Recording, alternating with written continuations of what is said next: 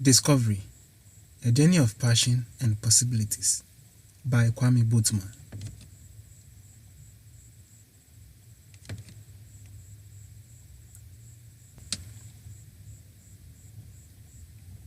Dedicated to Ghanaians, sponsored by the Commonwealth of Learning, whose unwavering dedication, commitment and sacrifices shine through as they navigate challenges of time, internet constraints, and computer access.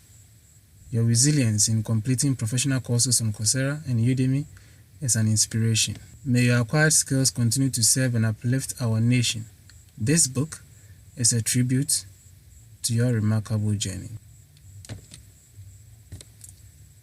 The first time I was introduced to computers was in the year 2007. I became fascinated and started exploring. I couldn't afford computer training schools like Simtech and IBB, so I was on my own. At that time, the only tech device I was exposed to was my dad's Nokia 3310. Even that one was untouchable. My dad knew exactly the angle at which he positioned that yam when he placed it on the table. If there was a slight change of position, I was in trouble. I started visiting internet cafes to learn more: Cornell's, Odas, Ocean View, IBB, etc. I had explored all of those. Because of these businesses, I had access to computers to practice.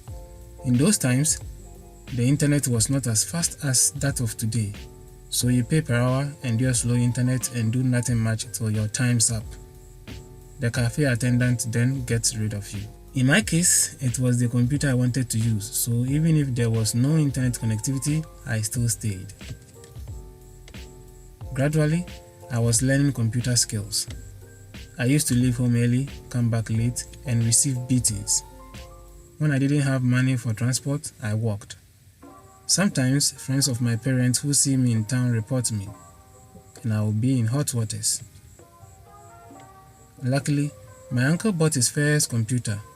It was Pentium 3, and I made his home mine. I could leave for his place in the morning and return in the evening almost every day of the week. I could sit behind the computer from morning till evening. The Pentium 3 would be hot, and it seemed I was increasing his light bills. A concern was raised. I was warned not to enter there again. I accepted the warning for a week. The following week, I was back there. My uncle goes to work, and his wife is my friend. I had to run out of the house before my uncle got back home. Another issue concerning my obsession with computers broke out. My uncle raised another concern. My parents got involved, and I had to stay away from my uncle's computer. I did for 2 weeks, but then my uncle, who wanted me to stay away from his computer, called me to come to his house. That was the turning point. An incident occurred, and after that, I found meaning to continue what I felt was my passion, irrespective of the difficulties that came with it. One day, my uncle came home with 2 of his friends. His friends had nice music tracks on their phones, and my uncle wanted a particular one on his computer. He didn't know how to go about it. His friends also couldn't do it. He needed the song so badly that he had to send for the boy he had warned never to get close to his computer. When my mom said, "Uncle was looking for you," I asked, "For what?" She said, "It has to do with his computer." I said, "I've not been near his computer for a while." She said, "It looks like he needs help with something. Hurry there. He's with some friends waiting." Bingo! I get to see the computer again. When I got there, he said, "Paul, there's a song on my friend's phone. I need it on the computer. I've tried several times, but it's not working." "Give me the phone," I demanded. "Where is the song?" I didn't even think twice. I took charge, and they complied. A small boy like me gave instructions to adults, and they quickly complied. I connected the cord and copied the track to the computer. I gave the phone back to the owner and opened the music file on the computer, and it started playing. My uncle was surprised. He had tried it several times, but it didn't work. "How did you do it?" he asked. "You only copied the shortcut to the file. That's why it wasn't playing," I replied. That was when he discovered that he knew less, and I was kind of useful. His two friends suddenly developed trust in me. They started telling me about problems concerning their phones. One wanted a particular song to ring when his girlfriend called. I got that one done and dusted. The other one wanted his wife's picture to show when the call was coming through. That was easy. I got it done. Suddenly, they decided to exchange videos. I got it done via Bluetooth transfer.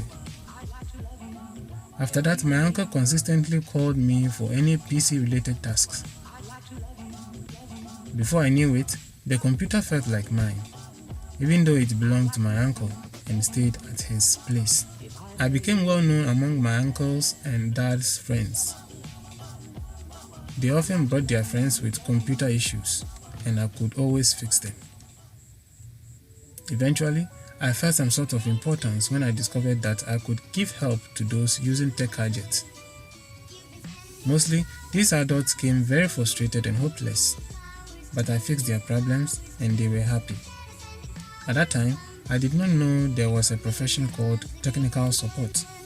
Not until I got a warning from one guy in another area of my community that I was spoiling his business. While I gave tech support for free, he was making a living from it. This guy was losing his clients to me.